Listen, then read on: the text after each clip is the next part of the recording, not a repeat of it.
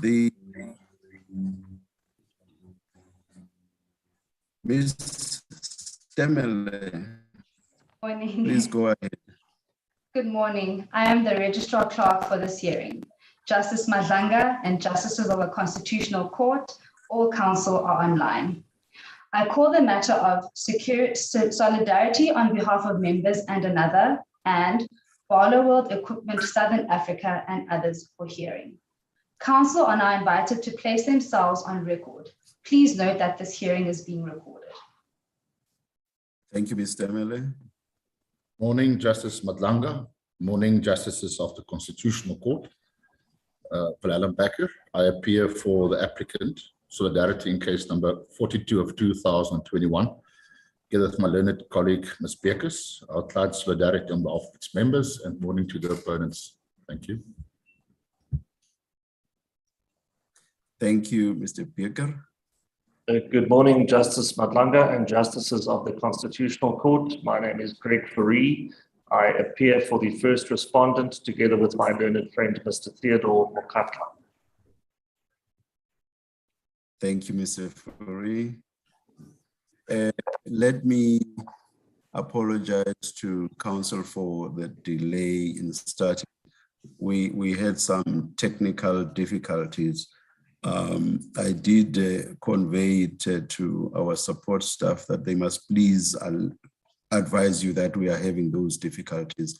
I hope that word did get to you about that, but my most sincere apologies, counsel. I think it's load shedding as well, Justice Madlanga. We discussed it this morning. It's quite an issue, but hopefully we will be safe just this morning. Let's see. Thank you. Thank you very much. You may start, Mr. Becker. Thank you, Justice Madlanga. Justices, in order to lend some structure to the submissions that would be advanced on behalf of the applicant, I intend to follow the following structure, bearing in mind the period of 45 minutes that I have to address you and to convince you on these grounds of appeal, and actually also to grant leave to appeal to Solidarity and its members. Now, firstly and foremostly, I need to state that Barloworld takes some time to picture and to cloud the current appeal as a transformation issue relating to race and gender on the selection criteria, which this appeal is not only confined to.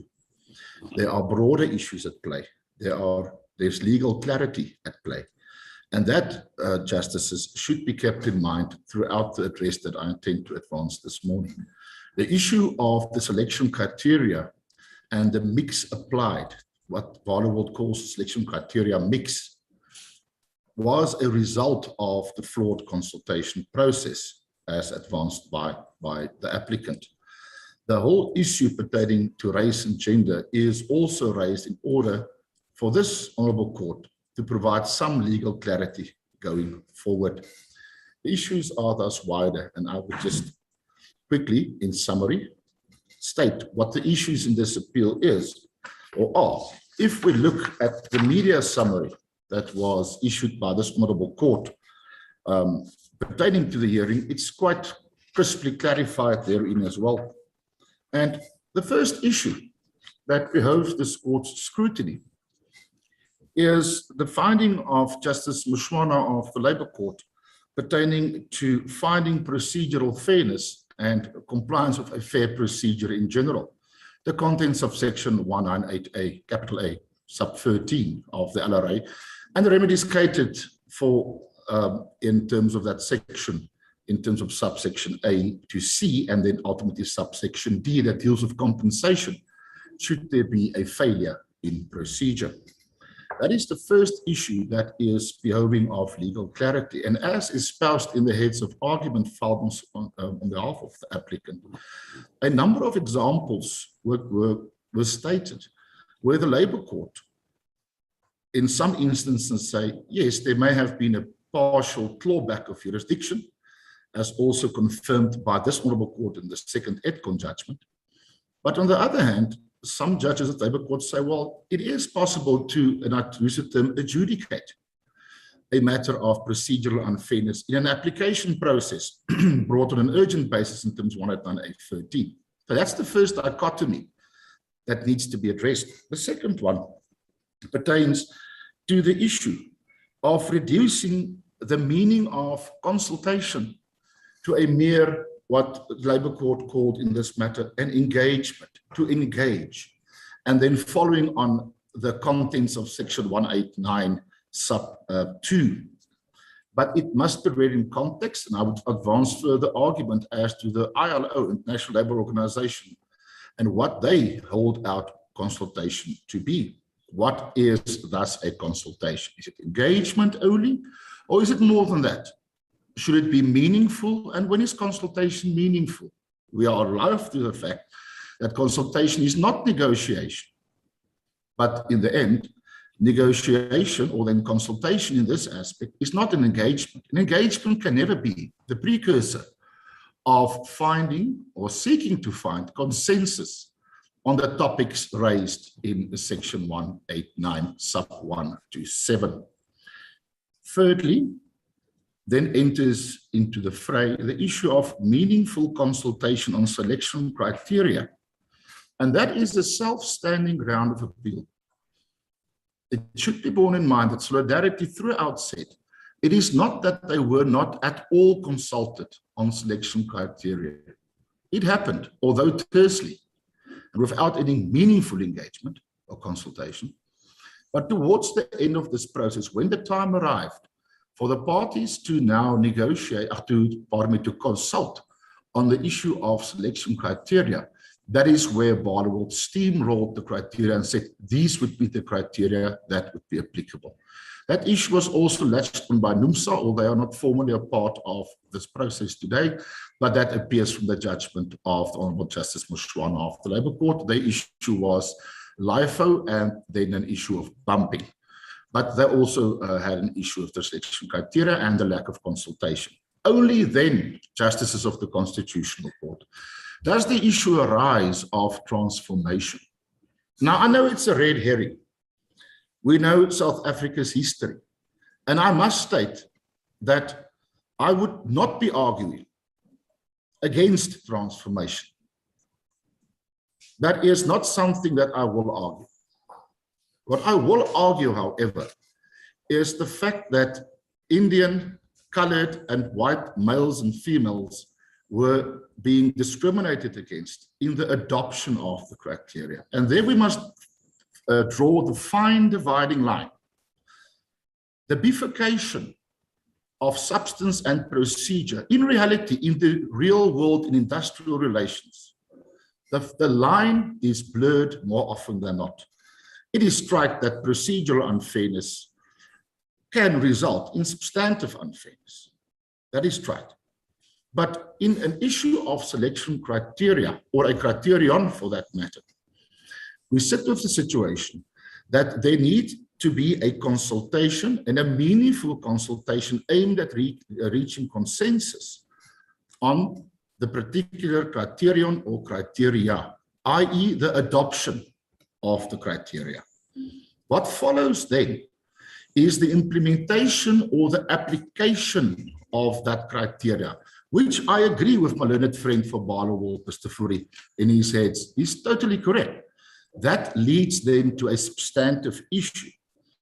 But 189 sub 7, the wording is simply the employer must select the employee to be dismissed according to selection criteria, and then it lists the criteria. Select. So, Mr. Becker, Yes, Justice Siki. This is one of the areas where I just need your assistance, just to clarify what the complaint is. Yes, Justice. Are you saying you were consulted, or there was a proper consultation on the selection criteria? No, there was not proper consultation, Justice. The papers are clear. Also, the founding affidavit in the urgent application, it makes it clear that initially there was some consultation. The employer said we will use LIFO skills and employment equity plan in assessing the criteria. That was the proposed criteria. There was some discussion at some point in time, a terse discussion in passing. We must be mindful that selection criteria is always, more often than not, discussed lastly. after it's clear that retrenchment cannot be avoided.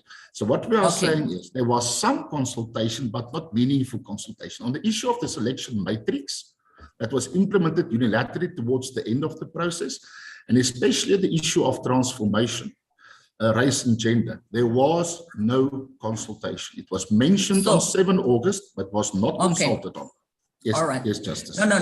I'm sorry to keep on interrupting you because I don't want to misunderstand you. I don't want to misunderstand you. So you are saying that it was mentioned, there was some discussion, but you are saying that that discussion that took place was not a consensus-seeking process as an 100% correct, Justice. And not aimed at reaching consensus. And I would further in my address provide you with my view, rightly or wrongly, as to what consultation should consist of by referring to some precedents and the International Labour Organization and what they have to say about that.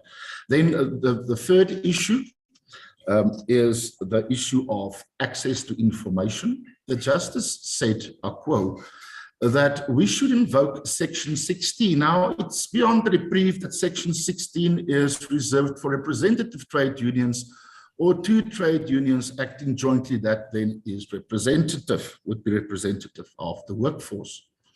It is not for minority unions. So how can you then interdict or set on track a flawed retrenchment process if you are obliged to follow Section 16 that has the peremptory referral to conciliation within the 30-day period after the dispute arose, the 14 and 21 days notice periods? Yes, Justice. Just a follow-up on the question that was raised by my sister, Justice Chikri. There are letters from the union in response to Barloworld on the proposed criteria. And on those letters, there are certain proposals that are made by Solidarity. There is no mention in those proposals insofar as I think the proposal related to LIFO and voluntary retirement packages and other things. Yes, and nothing is said about the employment equity. You say now that what should we make of those proposals? Would that not form part of the consultation process when the union responds to what the employer is saying insofar as the selection criteria is concerned? I can address that quickly, Justice Mhlantla. There was correspondence where Solidarity, it's in the heads of argument, it's been properly referenced to all the pages, where Solidarity said that we would be willing to consult and consult to reach consensus on LIFO and skills or a mix of the two, but that up front, Solidarity stated that the issue of race and gender is discriminatory and they would not engage on, well, they view that is unfair right from the start. There was no response immediately to that. The response, however, was that we will, from Barloworld, that we will still engage with you, we will still consult with you later on. Later on was 2 August, which did not happen for the reasons set out in the papers. There was an issue of the facilitating. But on 7 August, there was a meeting. And in that meeting, it was purely presented to organized labor by Barloworld that we are no longer going to even consider our initial proposal when the 1893 notices were issued, i.e. skills, LIFO, and then in compliance with the employment equity plan of Barloworld. That now made way for what they called a selection criteria mix. And there were then certain percentages and scores allotted to each heading. And then instead of then saying we're allowing the equity plan, there was then mentioned that it would be transformation, broad transformation. That was just communicated. It was never consulted on. And Solidarity made its stance there. We can talk about this. We need to consult about this, but we're opposed to that. Barloworld comes and say, this is what we're going to do. There was no joint consensus-seeking process on that score. And I think the precursor, Justice Nhlantla, is very important. The selection criteria mix and the weighted scores attached to those is not only transformation, it goes wider. It goes to the issue of LIFO, last in, first out, and skills. And I've used the example in my heads of argument, for example, where you would have someone with an engineering degree that would get 5 points, and someone with only a trade ticket or some experience would equally get 5 points. There's no differentiation as to skills and qualifications, either a 0 or a 5. And then into the what they call the criteria mix came the issue of transformation, where, for instance, a colored female would get points for being a female, but would get less points for being colored. That would then, a black male, for example, would then get more points for being black, and then would get less points for being a male. And so it goes. So in the end, what happened there was that no matter if you, and then LIFO, that was not consulted to reach consensus. Because what happened to LIFO was, if you have 10 years and more experience, you will get, for example, a 5. That's the maximum you can get.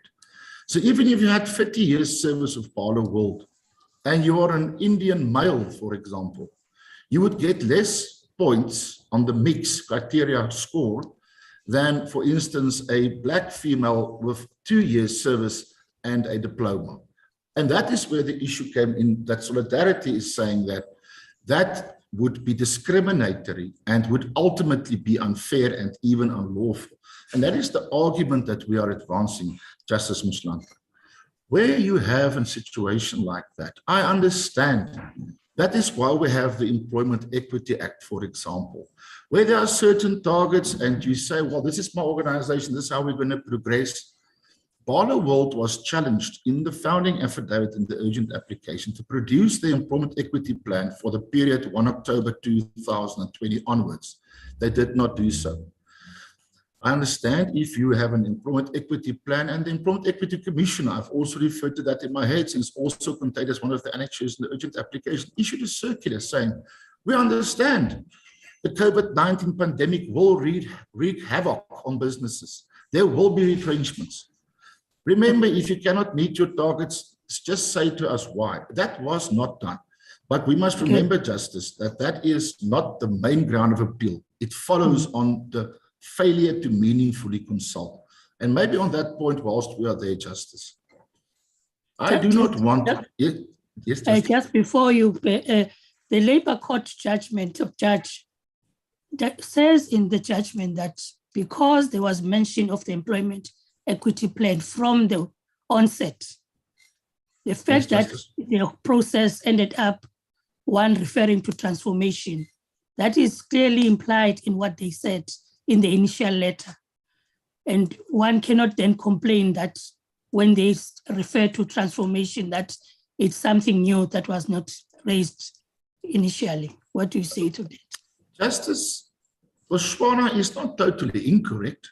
I mean, employment equity has the aim to transform, and that is correct, and that should be so. But in the end, Justice Botswana said, transformation or employment equity is not a selection criterion per se. And there he may be wrong, because although he may be correct generally, in the current instance, Barloworld adopted the criterion of the, let's call it the equity plan then, or transformation as a distinct criterion for termination of employment. That may be justifiable in terms of our laws, our transformation laws, for natural attrition, promotion, where you have a job application, filling positions, no issue of that. But to adopt your a process or a criterion where your gender or your race, for that matter, would then have the axe fall on you, cannot be fair. And that is the submission. And I've made it very clear in the heads of argument, and I went to pains, Justice, to refer to the ILO and to all the conventions to which this republic is a signatory to. And I referred extensively to the Employment Equity Act and the fact that the regulations issued in terms of the EEA does not trump the LRA. The LRA is the prime example and law of this land, how to deal with termination of employment, including retrenchments or then dismissals for operational requirements. And nowhere in the LRA would one find, in the body of the LRA, I'm not talking about the regulations and the schedules, would you find a reference to an unfair or even discriminatory criterion that may be viewed as fair. And I think I've used the example in my head just as an analogy. Let's say Barloworld said you would be selected because you are gay, or you are transgender, or you are over 65 years of age. That as well would not go down well. I understand that the country has a racially loaded past, and I'm paraphrasing, and it should be set right, but not in this fashion. And also referring to gender. It's not only about race, it's also referring to gender. But Justice, I hope I've answered your questions, and I think I've made my address pretty much on that issue. Yes. So I just thank you. Thank you, Mr. Pieker. My colleagues will ask questions. Yes, that's good. Can I follow up? Yes, Justice Chiki. Do you accept, because I really want clarity here, do you accept that the selection criterion is a substantive issue, but that the procedure by which it is adopted is a procedural issue? Do you accept that distinction? Yes, my lady, what I'm saying is... No. Yes or no? Yes or no? It is correct. The procedure in adopting the criterion is a procedural issue, i.e. the consultation process, and the ultimate adoption would then follow on that process.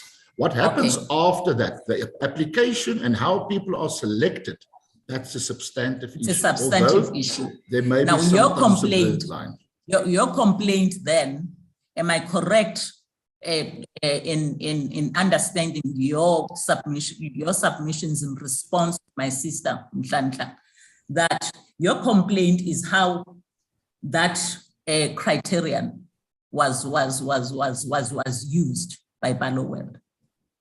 That may be a substantive issue, the application thereof, Justice, the adoption thereof, and the process to get to that adoption is a procedural issue. We are saying... No. I'm trying to understand your complaint, Mr. Pieker. You'll understand that it's important. This question is important in the sense that if it's a substantive issue, then certain provisions of the Act apply. If it's a procedural issue, certain provisions of the Act apply. So this is why I want us to conflate these two. And this is why I want to be clear.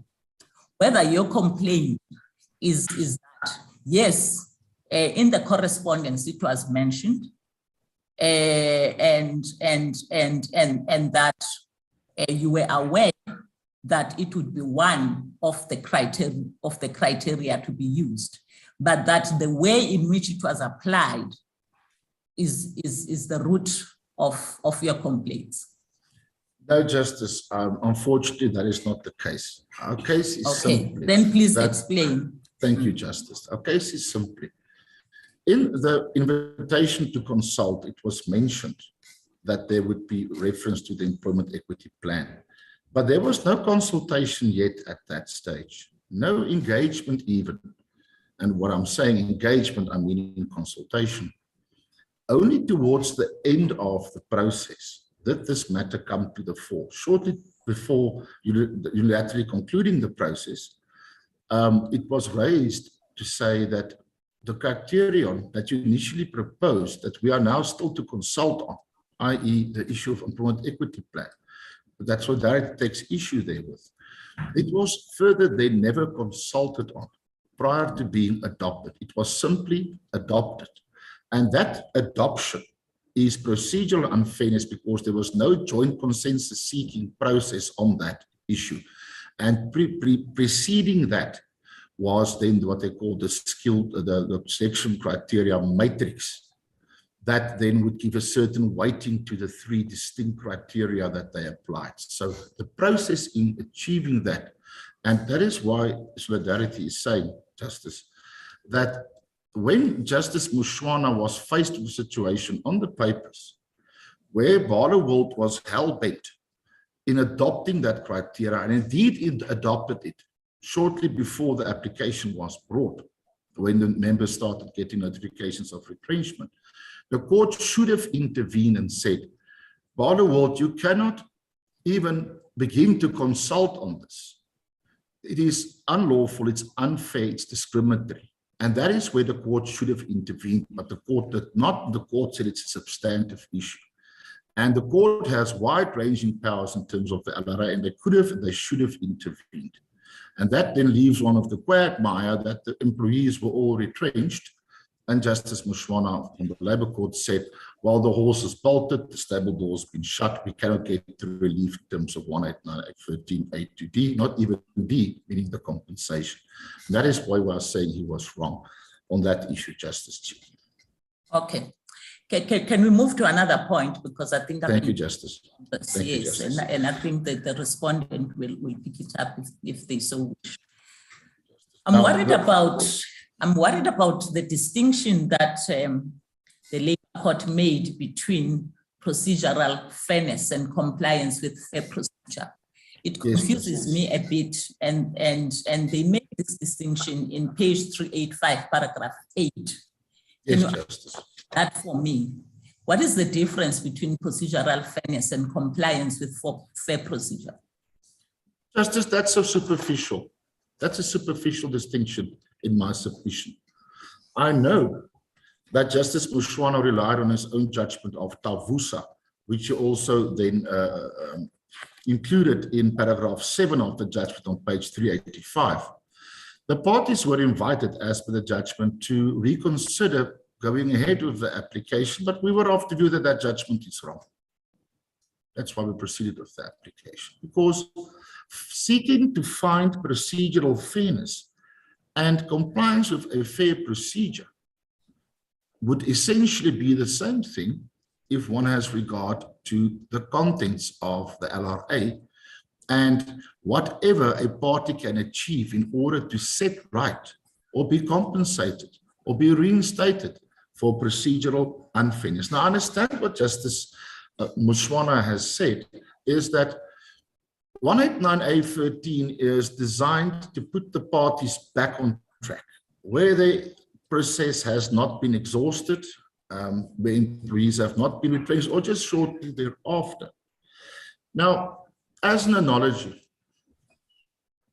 you are not consulted properly or at all on alternatives to retrenchment, and in this instance, on selection criteria.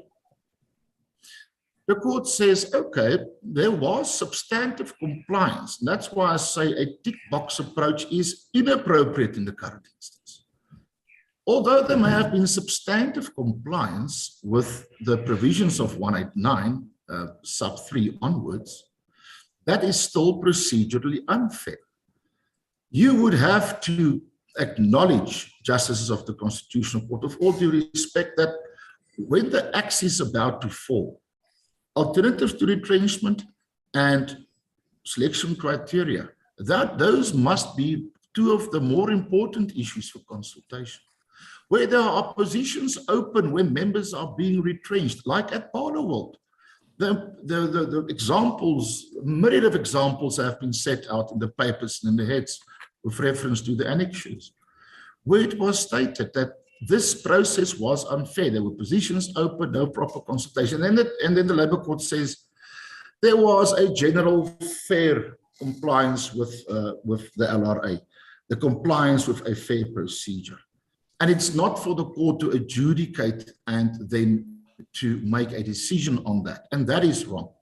Because as the EDCON judgment has said, and the LAC prior to that, the partial clawback of jurisdiction, it is so that in mass retrenchments, 189 capital A, more than 50 employees involved or affected, that there cannot be a distinct referral for procedural fairness for adjudication by the Labour Court.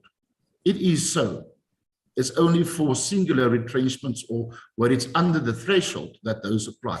What would then now happen to a wronged employee or group of employees? They are perpetually non-suited to obtain any form of relief. Justice Mushwana said, We brought the application, the employees brought the application at the outer end of the 30-day period. It was still brought within the 30-day period and not within the outer limit. They only started receiving notifications of termination during the second portion of August 2021.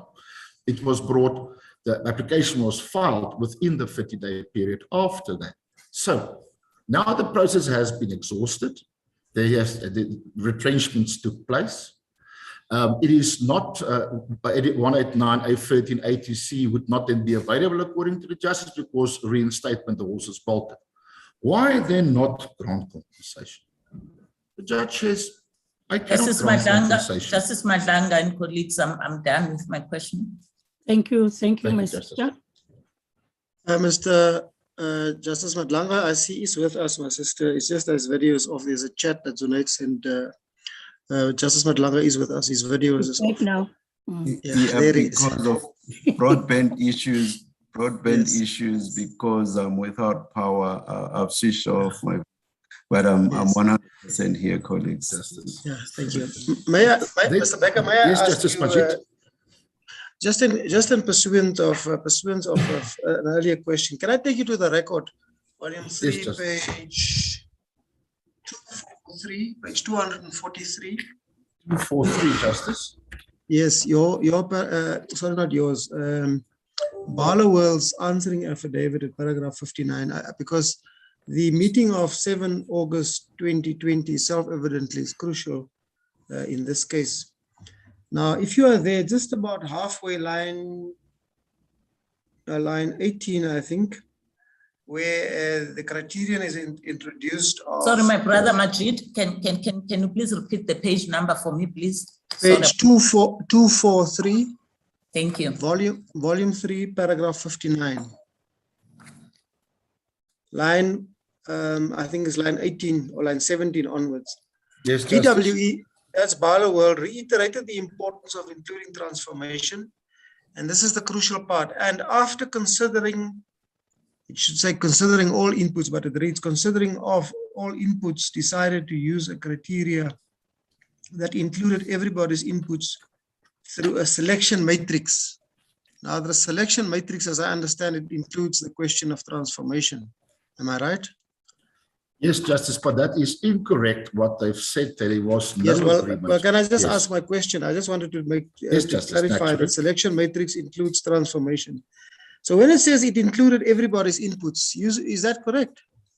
It's not correct, Justice. Page 338 of the record, paragraph 46, that's the replying affidavit. Yes, I see you. I've seen that. You denied it and you said that this was placed on the table at the last moment. That's page 338. Yes, it stated that it's noteworthy that on the one hand, the first response Barloworld alleges that there was agreement on the selection criteria, but on the other hand, avers that after considering all inputs, the first respondent decided to use criteria that included everyone's inputs through a selection matrix which will be applied. And it was stated there, it was never properly consulted on. And the weighting attached also not. So it is denied, Justice, that there was a consultation on those aspects, on those. It was merely informed that those would be applied. And Solidarity's and its members made its position clear prior to that. They would anyway be opposed to that, but there was no proper consultation on that in any event. Yes. To similarly say, we will be adopting the criterion of transformation, i.e. race and gender, and this is the selection matrix. That is simply not a consensus-seeking process aimed to reach agreement. That is a one-way street and a one-way dialogue, Justice Majid. Yes, so you say it's an unilateral imposition. My problem that I have with the case you advance, I can understand this part of the case, but the other part of the case is the selection criteria per se of race, gender, transformation, as it is called. Is that not a substantive fairness issue, Mr. Becker? I say that especially in the light because Barloworld has drawn our attention to the fact that Solidarity on behalf of 4 of its members have instituted proceedings in the Labour Court in a separate matter dealing with this question where these issues will be ventilated at trial. Justice, so is this issue not a substantive fairness issue that belongs? Justice, the application of the criteria is also a substantive issue. I agree to that. What we are saying, it may be a substantive issue per se, but in the context of the process, the judge had to intervene and say, you cannot even try to agree on this because it's unfair, it's discriminatory. The Labour Court may later on say, well, it was automatically unfair, but doesn't deter from the fact that the process in arriving at that was unfair as well. And we must be mindful of the fact, Justice Majid, that Solidarity may have instituted proceedings on a substantive fairness basis for 4 or 5 of its members. In the current matter, Solidarity, as per the name list annexed to the founding affidavit, represented over 200 members, and more of them were retrenched than the 4 that now sit in the Labour Court. So whilst that may be of some relief to a very limited number of members in the Labour Court going forward on a substantive issue, this Honourable Court is required to apply the principle of fairness. And for Justice Mushwana, in Solidarity's view, should have intervened at the appropriate time and say, by adopting this criterion, it was unfair. The application is something different, and the selection is something different, Justice Majid. But the mere fact that there was or attempted consultation on this aspect, there was no proper consultation on the specific aspect, that renders the process unfair. And what we are saying is the adoption of discriminatory criteria can never be fair, and the court, with its wide-ranging powers, should have stopped that. Even if it may be found later on that there is a substantive element as well, which we argue against, then that did not deter the court from intervening, Justice Majid. Yes, you see, all I'm saying to you is that it seems to me, prima facie, to be proper for this court to confine itself to consideration of the process, the process of introducing this criterion at the meeting of the 7th of August at that particular time, and not on the adoption or the imposition of the criterion, whether the criterion is fair or not.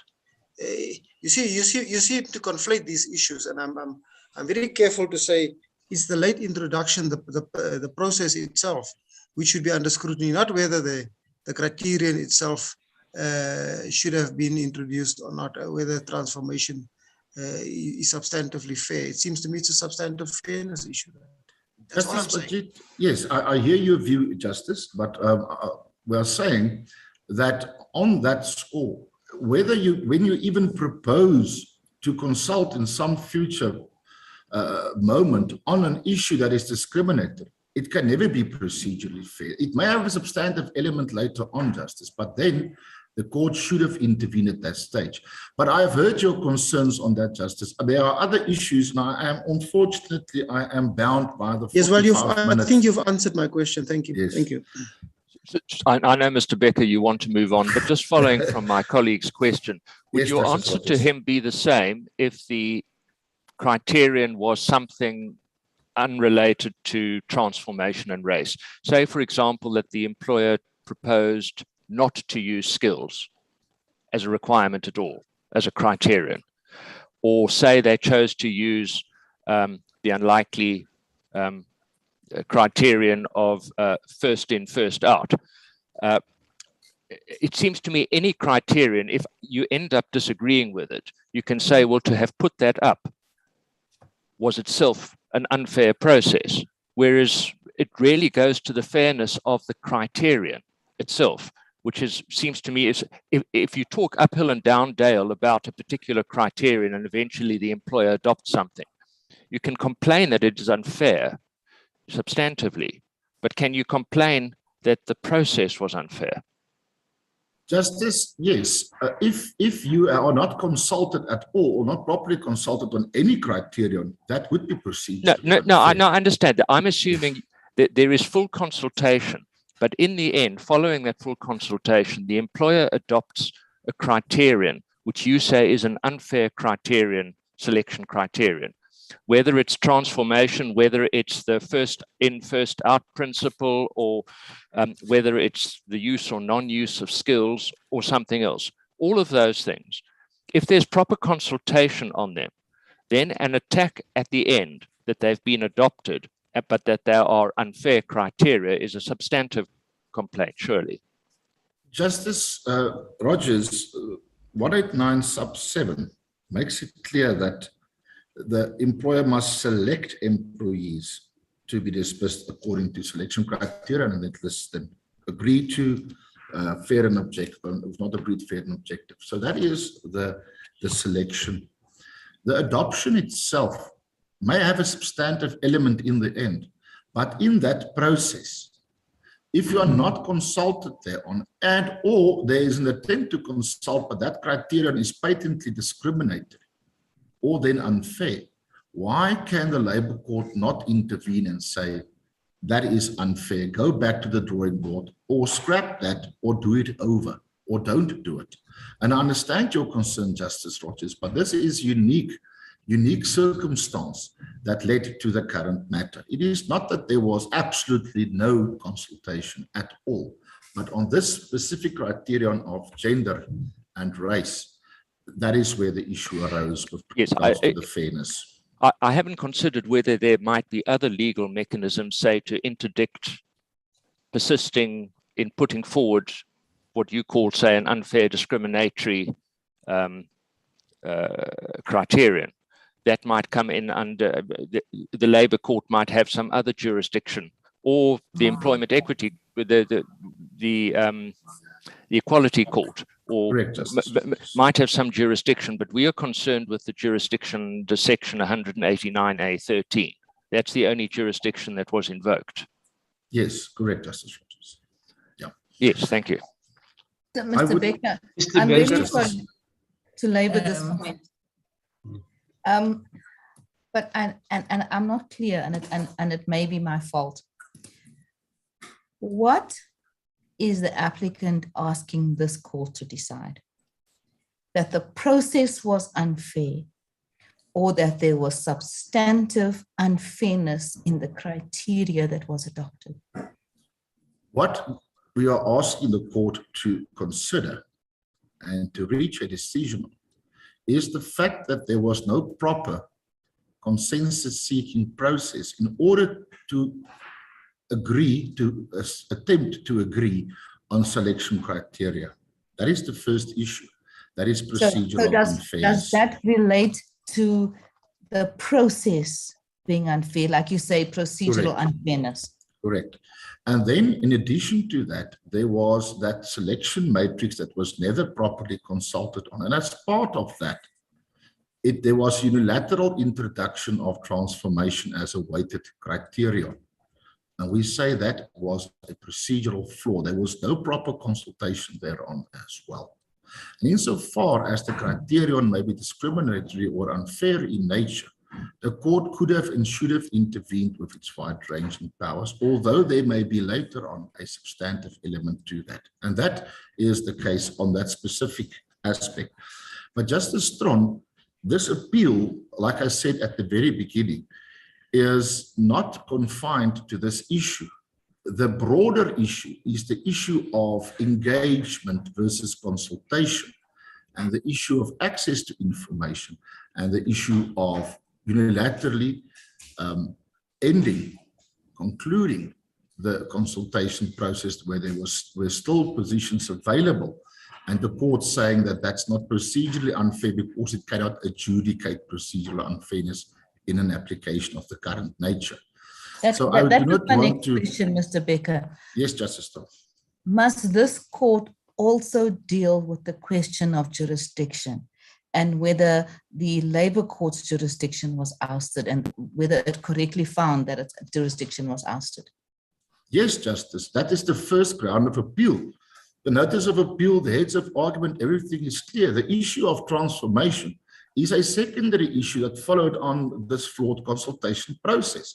And that is why I said right at the start of my address that legal clarity is sought, not for solidarity, for the labor law fraternity and employees and employers at large as to whether a consultation is a mere engagement. And I've gave all the examples in the heads, and I would not repeat them verbatim, It's Now, quite Mr. lengthy. Victor, Yes, Justice. if we are with you that the Labour Court was incorrect in finding that its jurisdiction was ousted, what would the remedy be? Does this court go on to deal with the further substantive question, the substantive fairness question, or should the matter be remitted to the Labour Court? Justice, in my head, and I can refer you to paragraph 186 onwards thereof, the last 2 pages. There are a number of things that can be done. The first thing is that Solidarity seeks, like I said, legal clarity. We seek an order that the Labour Court's jurisdiction was not ousted, that the so-called prohibition on adjudication is not absolute, and that the partial clawback of jurisdiction makes provision for, inter alia, an order for compensation where there were procedural issues that related or that resulted in unfairness. Now, if we get that relief, Justice Strong, Solidarity has been substantively successful because that would provide legal clarity. Then we would not have a situation where employees and trade unions are shy and scared to go to the Labour Court because there is absolutely no manner in which they can obtain relief for procedural unfairness in a large-scale retrenchment, especially where they mulcted in costs, like in the current matter. So that is the first thing. But if under what heading would that relief fall? The clawback of jurisdiction follows on the EDCON judgment, Justice. We have succinctly set out the separate grounds for the appeal, and that is the second one: engage versus consult, and the ousting of the jurisdiction of the Labour Court. I'm sorry, I wasn't clear in my question. Yes, Justice. The compensatory relief that you suggest be granted. Yes, under Justice. On what basis can that relief be granted? And what kind are we talking about constitutional damages? What is that, Mr. Becker? That would relate to the unfairness meted out to the applicant's members during this process. They were not properly consulted. The judge said an engagement is sufficient. It's catered from a 189A13 sub D, Justice. And in the past, the Labour courts have held that you are entitled to a number of months or whatever the discretion would be that the court exercises as a result of a procedural unfair retrenchment. And I submit that this court is part of jurisdiction to do that, except... My sister, Justice Theron, Mr. Becker, the 45 minutes is up. Judge, if I may just have one, just but, to find but of course, that. no, of course you are still being engaged, but I cannot stop you at this point. I just, when my sister is done, you and I will. I think my watch just stopped, Justice. About more time. Yes, in conclusion, thank you, Justice Matlanga. On that issue of Justice Strong, if you read my heads, we are saying if this court is not of the view or decides that it cannot substitute the order for compensation, because I said that Solidarity would be extremely hard pressed to convince this court to grant reinstatement. It would not be done, I know that. If this court is not comfortable in usurping the powers of the Labour Court, nothing prohibits this court from remitting the matter to the Labour Court for an argument on compensation only, with reference to the facts and the unfairness meted out. Yes. But even if we do not get that, Justice Strong, we get legal clarity, and that's enough. If this court was to grant an order of compensation, it would be acting as a court of first and last instance. Correct. That's why I said you are at liberty, Justice, to remit the matter to the Labour Court for an argument on the papers as per pertaining to the issue of compensation. I would then address the issue of costs and the engagement of this court jurisdiction on appeal in reply with my 10 minutes allotted. Time has indeed flown. Thank you, Justices, and thank you, Justice Matlanga. I'm very sorry, Mr. Becker, but can I just hear you on why you say EDCON applies, and in terms of EDCON, the Labour Court would have had jurisdiction. No, Justice, what I'm saying is EDCON made it clear, and it referred to the previous judgments of the LAC. That's only pertaining to that partial clawback of jurisdiction that was quoted in that judgment, where it was said that it is now clear that the Labour Court cannot purely adjudicate a matter, but then it's when there's a referral together with a substantive unfairness issue, or where there's a separate referral for procedural unfairness, which is not allowed in mass retrenchments. And that also then referred to approval to the previous judgments that said there was indeed a partial clawback of jurisdiction. So all I'm saying is EDCON in the past.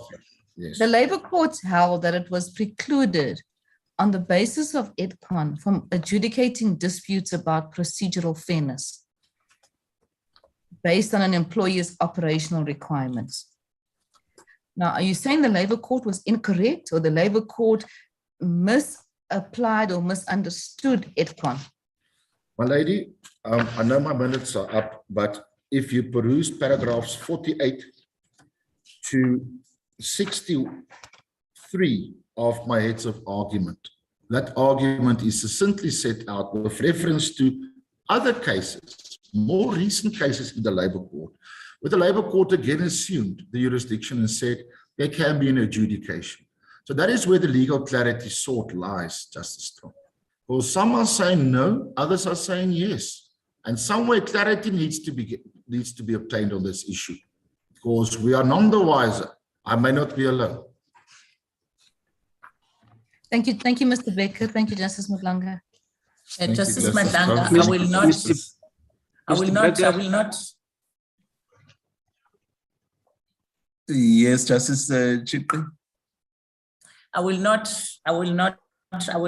spend a lot of time, but I just need clarity on the steps that Mr. Becker has identified during the consultation process. Mr. Becker, yes, I just wish to understand you clearly. So you say that this selection criteria was mentioned by Barloworld. I just want a yes or no here so that I understand that me and you are on the same wavelength. So yes, you say Justice, that initially in the 189 notice, the issue of employment equity plan was raised, correct? Yes, it was raised, yes, and then it was adopted, yes or no? No, the equity plan was not adopted. The issue of transformation broadly was adopted. And right at the end. Yes. So the issue of transformation was adopted broadly? Broadly, yes. There was an attempt, yes. And then there was an attempted consultation. I think that's what you said in your response. But there was a consultation session, but there was no proper consultation took place, and it was unilaterally implemented. But you say that there was some form of consultation, but you're not satisfied with the consultation that took place. Yes, what we are saying is it was not a consultation, it was not a joint consensus seeking. No, I heard you. I'm trying to paraphrase what you said. Yes. So you're saying there was consultation, but Solidarity is not satisfied with the manner in which or how far the consultation went. We are saying it was a one-way street. There was no consensus seeking. We were merely informed, this is the criteria, end of the story. And this is the matrix that will be used without consulting at all. For instance, on the matrix that includes skills, LIFO, and the transformation broadly, Justice. Thank you, Justice Madlanga. Yes, Justice Chaletsi. Yeah, I think Justice Tige has covered some of my questions, but I'm left with only one. Mr. Becker, yes, Mr. Becker, since you confine yourself to the procedure and to the implementation of the selection criteria, would it make any difference if it was acceptable to the majority of the consulting parties, but for Solidarity? Justice, I think the answer may be obvious. When you seek to reach consensus, consultation is more than a mere engagement. Now, it happens often, and that's sometimes, and I can use the parity of, let's say, the jury system, where there may be one juror who would not agree, and in the end, he may sway all the other jurors. We luckily don't have that system in the Republic. But in a consultation process, which would be the ultimate death penalty in labor law, i.e. termination or dismissal, when there is a consensus-seeking process, chances are that agreement may even have been reached between all the parties. So a mere notifying that we will be using X criteria or criterion is simply not fair, Justice. I don't think I can answer that in any other fashion. But reading the papers, it appears that the complaint of other unions or consulting parties was the rationale for the retrenchment, which Solidarity also took issue as well. Yes, there is definitely an issue, and it was stated as well that Barloworld made billions still. I think if you read the papers, I think yesterday, they had a very good year, but that's something for a substantive issue, Justice. Yes. And as I say, the issue of costs that I've argued, I've referred to the unnecessary annexures that deals with the substance. Barloworld is saying, yeah, but we challenged the substance. It was not for Justice Mshwana to decide on the substance of the matter. That is so. But the substance can be sorted out later. We are naturally, all the unions are naturally always of the view, or mostly of the view, that there's no reason for a retrenchment. So none of the unions complained about the selection criteria. No, they did, Justice. If you read the judgment of Justice Mshwana, NUMSA also complained. They said we were not properly consulted or at all on the proposal we made. We said, as NUMSA in the judgment by Justice Mshwana, for example, they said that we proposed this a mix of LIFO with bumping, and that was not even considered or consulted properly. We know what the Act says. If you propose something in writing, the employer must respond in writing, and there must be a consultation, which didn't happen. So no, NUMSA indeed also took issue with the consultation on the selection criteria. That appears from the judgment. Justice Mshwana equally said, yeah, well, there was an engagement that is sufficient. That doesn't need to be a proper, what you call a consultation, is engagement, and that we are saying, and NUMSA was saying, is wrong. Yeah, but what I want to know is that was the complaint relating to the procedure in which the selection criteria was implemented by the respondent, or it related to the substantive issues related to the selection criteria? No, Justice. What the trade unions said was that the process was flawed. They were steamrolled, and whatever they said were not taken into account, and unilateral criteria were adopted. That is what they said. The substantive issue, i.e. the application of that criteria, I agree, that's a substantive issue. But the complaint was generally that there was not a joint consensus-seeking process. And Justice Mshwana said, no, you only need to engage, and that is wrong. I see. Thank you, Justice. Thank you, Justice Paletsi. Mr. Becker? Good to see you again. Yes, Justice Pillay, how are you? I'm well, thank you, and hope you are too. I think you've set out in your heads of argument the approach to consultation and of the ILO and of our own LRA, and you describe it as a very eloquently phrased objectives. So it seems to me that we don't have any trouble in articulating, verbalizing what consultation means. The trouble starts when the tire hits the tarmac. Now, I want to drill down particularly when in relation to transformation, employment equity plans, and how that or those feature in retrenchment.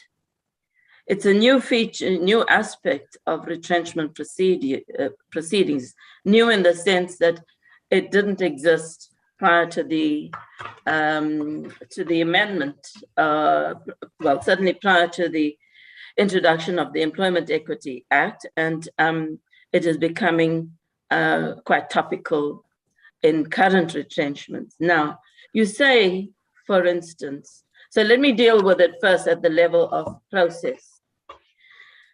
The idea of transformation and employment equity, you seem to suggest that they are mutually exclusive concepts.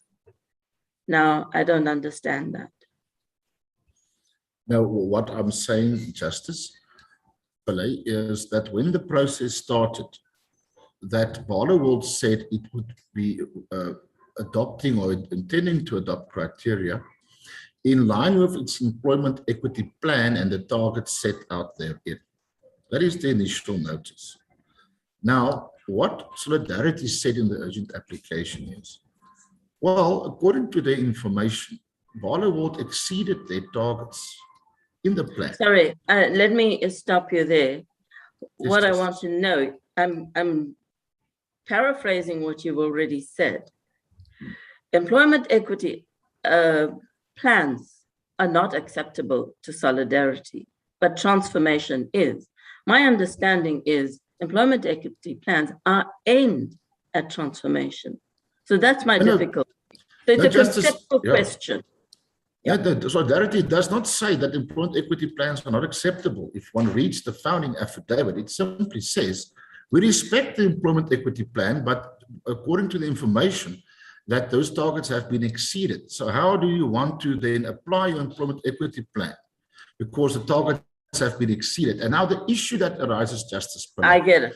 is when that criterion was eventually adopted, it was not based on the plan. It was based on the broader concept. And we have no issue with the concept thereof.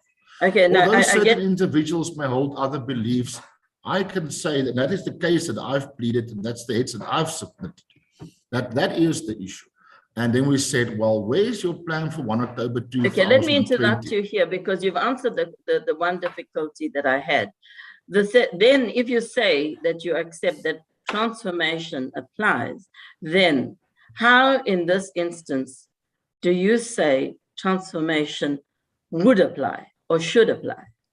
Justice, what I'm saying is that where you have a termination of employment, it would be unfair to use gender and race. There's no issue with using transformation with natural attrition in the workplace, promotions, accepting a position, filling positions, reaching the targets and the goals, no issue with that. But where you have equally poised individuals, some with much more experience and qualifications and skills, then it would be unfair to select someone on the basis of his sex, for instance. Because you're female and I am male, I must hit the road or vice versa. That cannot be fair. But so let's go that back, is the issue. Let's go back to the process part of Yes, Justice. This dispute.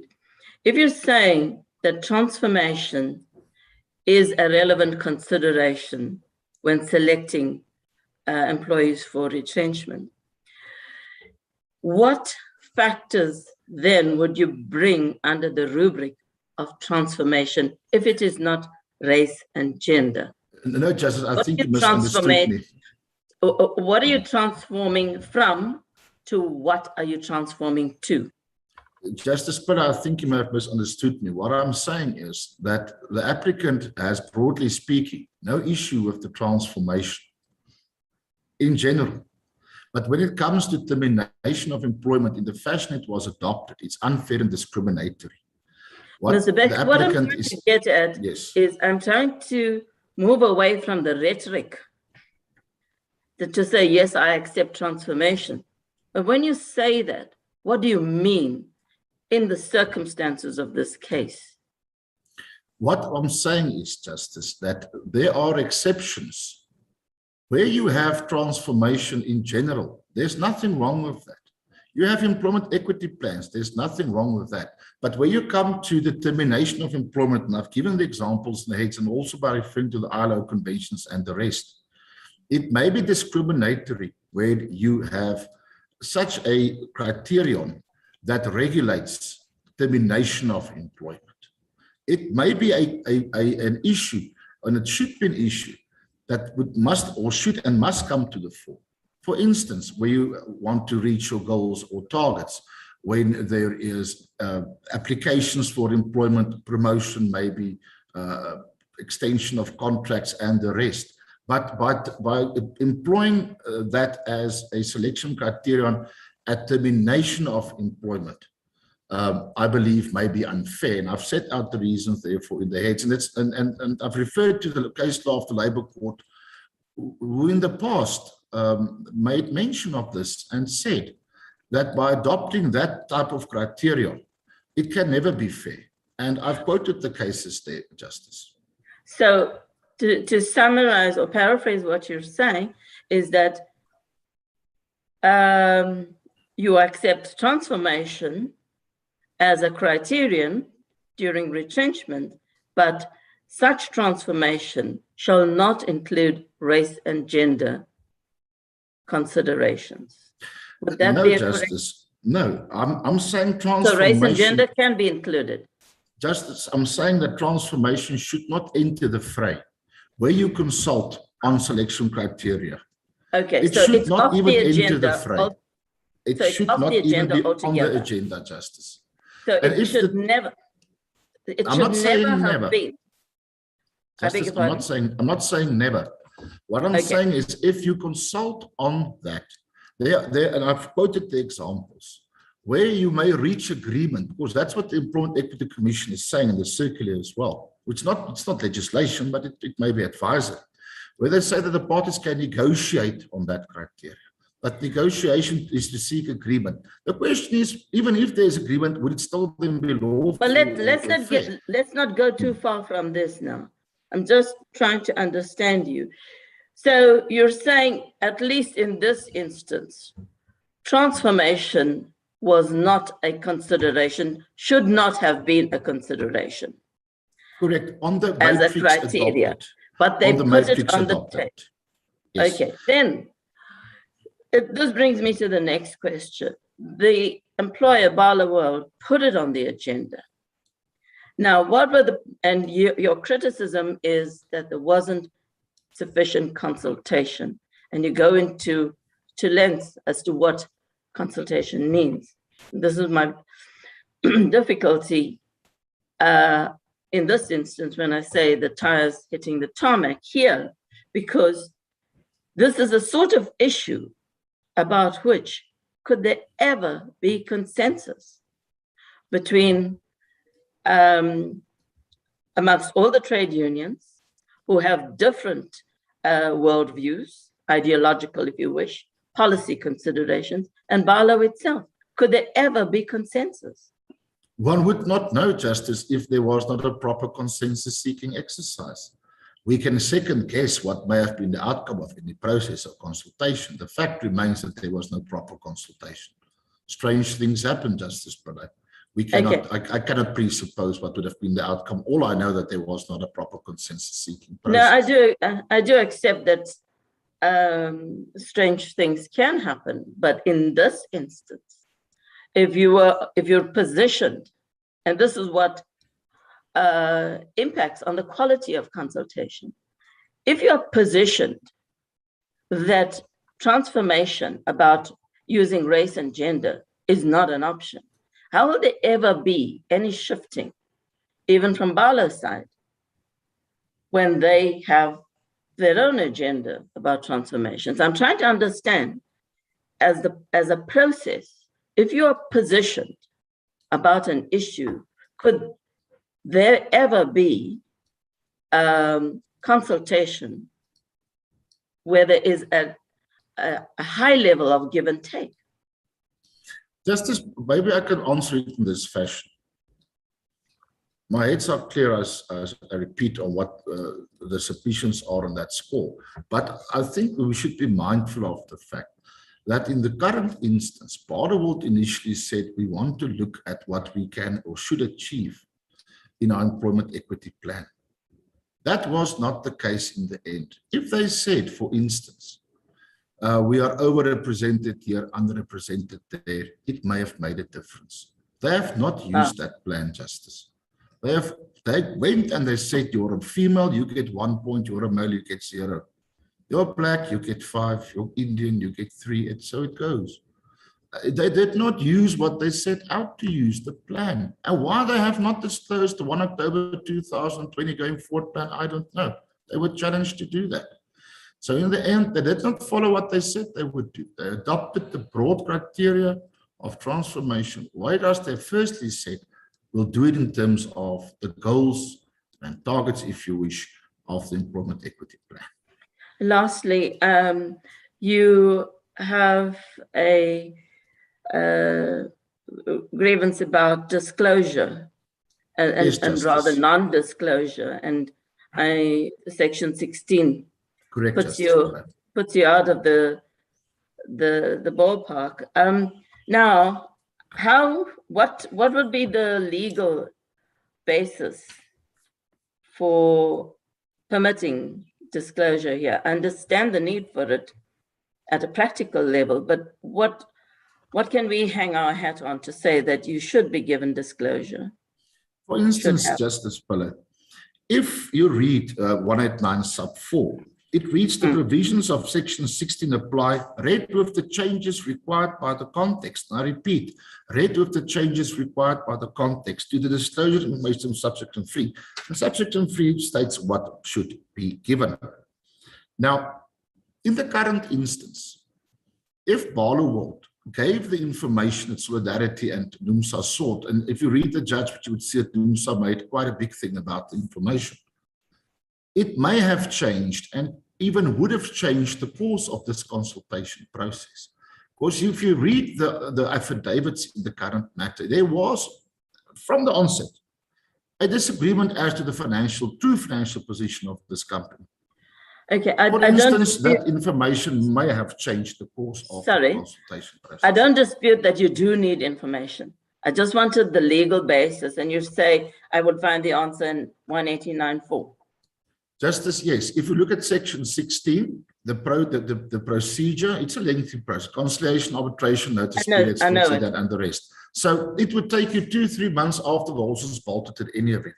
So changes required by the context, meaning the court is not precluded from saying, Barloworld or whatever employer, you should give the trade unions this information within 5 days in order to conclude your consultation process fairly and to enable the trade unions and their members to engage in a joint consensus. Would it be correct to say that if there's going to be meaningful consultation, then it's implied there has to be meaningful disclosure of information? Would that be the angle? Exactly so, Justice Pillay. So how do you meaningfully engage with your hands tied behind your back because you have no I'm covered. Thank you. Thank you, Justice. Thank you, Justice Pillay. Thank you, Justice Pillay. Thank you, Mr. Beeker. Any further points, Mr. Beeker? Justice, no, I'm already way past by 45 minutes. I'll just address the issue of costs that was awarded against the trade unions, Solidarity and NUMSA, in the replying address. We've seen your submission. Yes, whatever I have not covered, are covered in my heads of argument, Justice. I'm not going to take any more time. Thank you so much. Thank you very much, Mr. Beeker. Let us adjourn now and resume at 11:35. Court adjourn. Court will adjourn until 11:35. Please note that during the adjournment, you are welcome to switch off your video and mute your microphone, and then rejoin with video and sound when the hearing recommences at 11:35. Should you exit, you may use the same link to rejoin the hearing.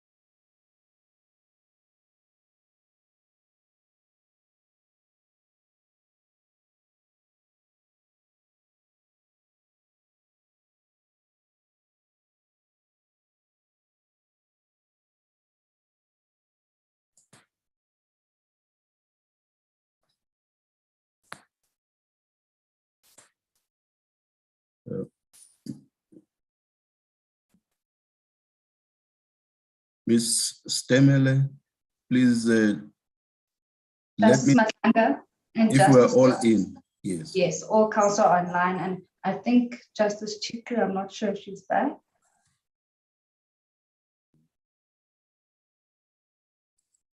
Back, Justice Matlanga. I Thank you, confirm, Justice Matlanga, that all counsel are online. Thank you, Mr. Mele. Yes, Mr. Furi?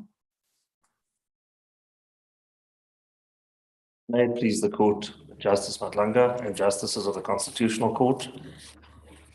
We will argue that the application for leave to appeal should be dismissed with costs. It's an ill-conceived appeal. It does not raise genuine constitutional issues. It does not raise arguable points of law, and the interests of justice do not weigh in favor of granting leave to appeal, let alone granting the appeal. The starting point in our submissions is considering the scope of section 189A13 and why there is a distinction between these concepts of procedural fairness of dismissal and a fair procedure during the consultation process. So section 189 deals with retrenchments generally and contains the topics for consultation. And it also allows people retrenched to challenge the fairness of both the process followed and the substance, the substantive reasons for their dismissal in a trial, to be referred in terms of section 191. The legislature introduced section 189A in order to provide additional protections in the case of mass dismissals. And this was brought about in 2002 by the introduction of 189A. Section 189A18 reads that the Labour Court may not adjudicate a dispute about the procedural fairness of a dismissal based on the employer's operational requirements in a dispute referred subsequently, in other words, in a trial. However, now why is that?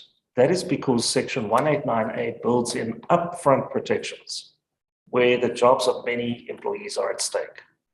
It doesn't, in exchange, it takes away this fine-grained after-the-fact analysis of the process followed in respect of each individual. And what it does is it provides firstly for a minimum consultation period of 60 days. It then provides for an expert facilitator to effectively manage the consultation process and ensure fairness in the consultation process. That is in terms of section 5, sub 5 of 189A, and the relevant guidelines give the facilitator broad powers regarding information and the like. So that is the quid pro quo. And the other additional right given to trade unions is the right to strike during or shortly after the consultation process, which doesn't apply in individual dismissals. So when one considers the limitation on the right to challenge the procedural fairness of a dismissal in mass retrenchments, one must consider that context. Additional upfront protections are provided. Why are those protections provided? And what's the scope of those protections? That has been the subject of numerous decisions of the Labour Court, a Labour Appeal Court, and in particular of this court in the second Edcon and Steenkamp matter, where Her Ladyship Justice Basson AJ dealt at length with the rationale behind section 189A13 and also the extremely limited scope of grounds upon which a court can intervene in terms of subsection 13. Now, I can commend to the court the entirety of that judgment, but in particular paragraphs 48 to 55 of Justice Passon's judgment. In paragraph 54, Justice Passon says that the aim of this section is to proactively foster the consultation process by allowing parties to seek the intervention of the Labour Court on an expedited basis to ensure that procedural irregularities do not undermine or derail the consultation process. So as Justice Moshwana said, those kind of irregularities relate to a failure to consult at all, I think as in the Tawusa case mentioned, not complaints which in an individual retrenchment might give rise to a finding of procedurally unfair dismissal. So there is a vital and critical distinction in those two phrases. Section 189A13, the partial clawback of jurisdiction must always be considered in the broader context of 189A, and also the prohibition on the Labour Court considering procedural fairness in 189A sub 18. The vehicle that Solidarity chose to bring this litigation is one which doesn't allow a broad scope of litigation. It's really a very limited special purpose vehicle aimed at ensuring that a derailment of a large scale retrenchment can be corrected before the damage occurs and lots of jobs are lost. That's the purpose. To Justice Rogers' question to my learned friend, if a company said we are going to dismiss all gay employees immediately, the Labour Court would absolutely have jurisdiction to interdict such patently unlawful conduct, but that would not be under 189A13. It would probably be under the broad powers under Section 157 of the Labour Relations Act, which allow the court concurrent jurisdiction with the High Court to deal with infringements of fundamental rights enshrined in the Bill of Rights. That then deals with the scope of Section 189A13, and it's very important, I submit, to always bear that in mind, considering what we're dealing with. The next point I wish to make is that the true nature of Solidarity's claim is about race. This is a claim about race. The first EDCON decision, citing well-known constitutional court cases such as Chirwa and Kaba, talks about how one looks at what a case is about and whether a court has jurisdiction to determine it. If we look at the case pleaded by Solidarity, for example, at paragraph 32 of the founding affidavit in the urgent application, that's at page 25 of volume 1. It's about what it calls patently discriminatory selection criteria. It says that the first respondent used the selection criteria to achieve its desired outcome of ridding the organization of especially whites by designing the matrix so that especially white employees cannot score higher than other sexes or ethnicities. That's Solidarity's complaint. In the replying affidavit, for example, at page 345, paragraph 73, and that's in volume 4, the allegation is made in respect of one of the three individuals mentioned there, that the fact that she was born white cost her the position. In the statement of claim in the automatically unfair dismissal case, which really is the place where all of this should be ventilated, at paragraph 12, page 512, volume 5, Solidarity says, this matter deals with the automatic unfair dismissal of the second to fifth claimants due to the mala fide actions of the respondent in terms of using transformation, race, and gender as selection criteria for dismissing the second to fifth claimants.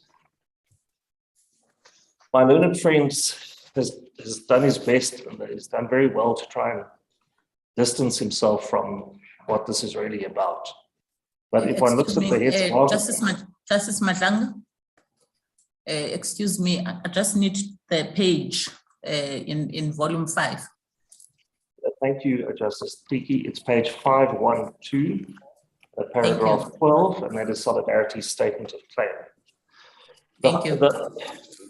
What emerges in the applicant's heads of argument and briefly emerged in the latter part of my learned friend submissions is Solidarity's key argument.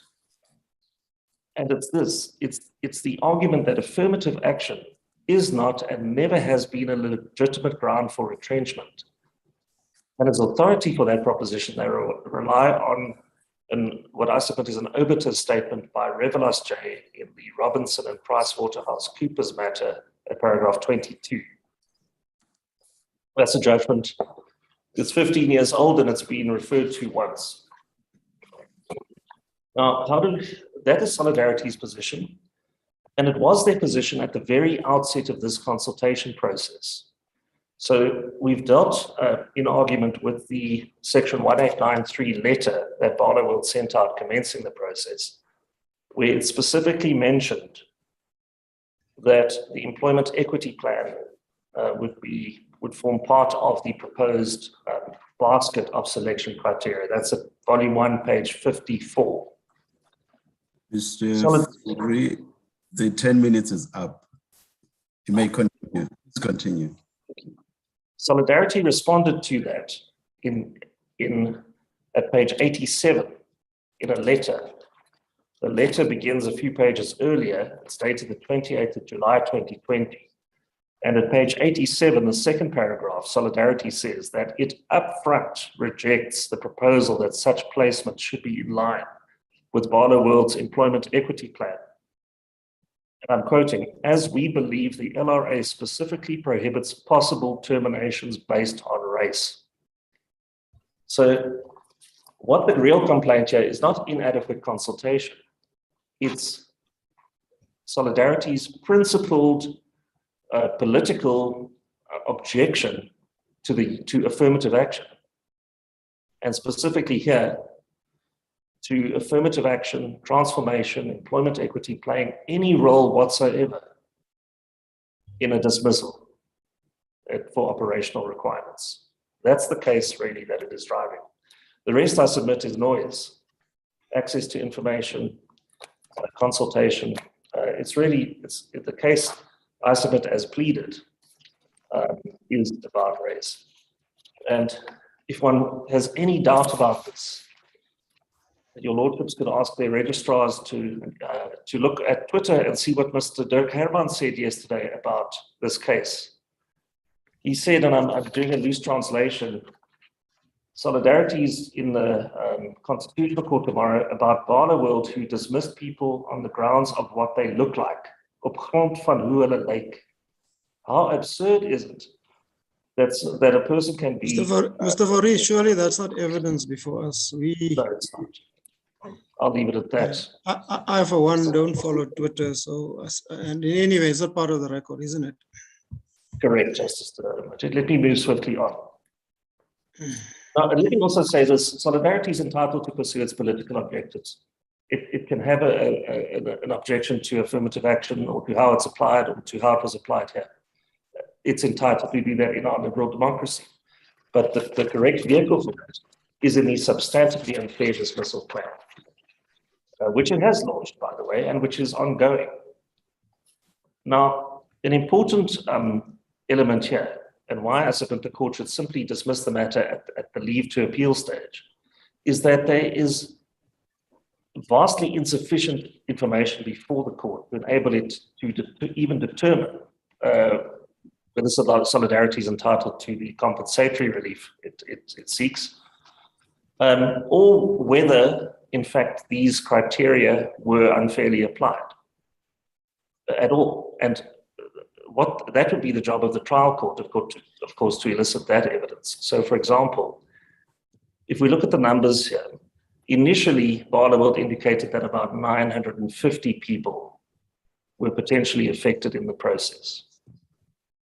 That came down to about 750 people in the process, during the process. Solidarity brought the urgent application on behalf of 294 of its members at Barloworld. In its founding papers, it mentioned one example of a white male who it said was unfairly treated because of the selection criteria. One. In reply, it mentioned 3 other examples. In its statement of claim, it brings an action on behalf of 4 individuals.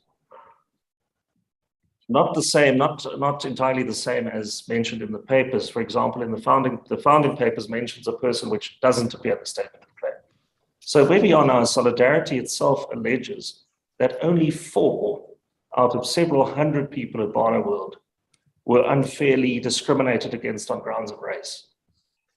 Now, one can't simply, as Solidarity seeks to do, decide the matter on a principle level to say that race can never, or gender can never be a valid selection criteria. With respect, that would be an absurdity. The court would have to look at whether the selection criteria and the application thereof resulted in unfair discrimination against. Mr. Fourie, can I? Yes, Justice. Could you perhaps give me some clarity? I'd just like to take you to start with the opening salvo, Barloworld's opening section 189A notice. It starts in volume 3 at page 256, but I'm referring to paragraph 15.5, which is at page 259. It says, where there are more associates to positions or there are vacant positions, the positions will be filled applying LIFO subject to skills, qualifications, and experience, and in compliance with our employment equity plan. Would it be a correct understanding of what was being proposed at that stage that Barloworld wanted to ensure that the process of retrenchment would not result in it dropping below its employment equity plan targets? Broadly, what that might convey. Justice Rogers, I would submit that one could also reasonably attribute a broader meaning to that, and that is that the issue of race and gender will be considered during the process, the consultation process, and also the selection criteria process. All right. Well, I must say, I understood it to mean applying LIFO and skills, but with an eye to making sure that one still complied with the employment equity plan. And the employment equity plan, as I read it, doesn't deal with retrenchment. What it sets targets and various generally stated mechanisms for achieving those targets. If we then go to the employment equity plan, which has been provided, which is, if we can go to the 3rd year of that plan, and it's in volume 2 at page 190.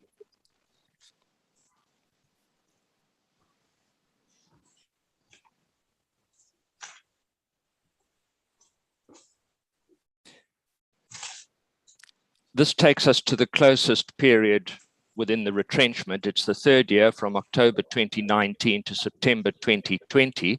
And these are the numerical targets, including people with disabilities.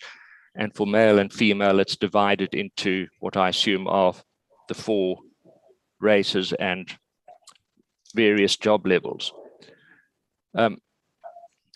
Would I be right that there is nothing in the record to suggest that the transformation criterion, which was eventually applied, was designed to ensure that these targets were achieved or maintained? Yes, Justice Rogers. There's a statement, I'm not sure if it was denied by Barloworld, that in fact the targets in this equity plan were exceeded. So for all we know, the effect of the transformation element of the selection criteria is that Barloworld now substantially exceeds its targets. Justice Rogers, that's not an issue that we know on the papers. The allegation was made in reply by Solidarity. Yes, I'm merely saying that because the transformation criterion was not tailored in such a way as to ensure broadly that you simply maintained your targets. At least one possibility is that its use has resulted in a substantial excess of those targets. That's one possibility. Yes. And then finally, on a point of clarification, if we could just go to the matrix, it's in volume 1 at page 102.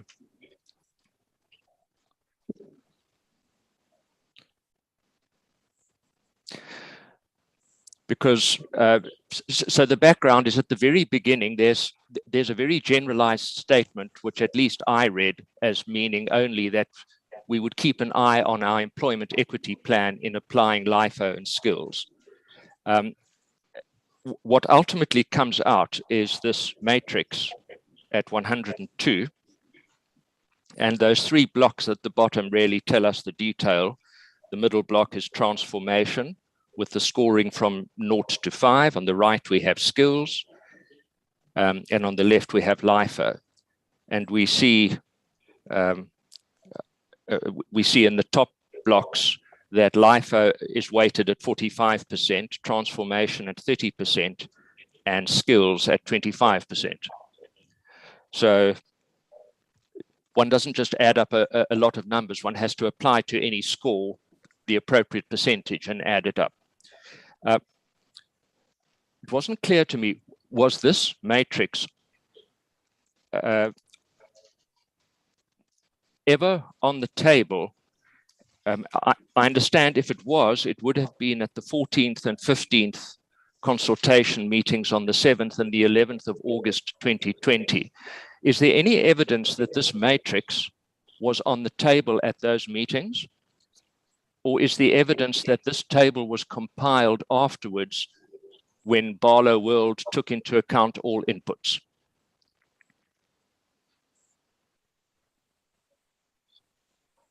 Justice Rogers, I can't answer that question with any degree of confidence or certainty. I can refer Your Lordship to page 243, volume 3, and that's the answering affidavit where Barloworld deals with what happened at the consultation meetings of 7 and 11 August 2020.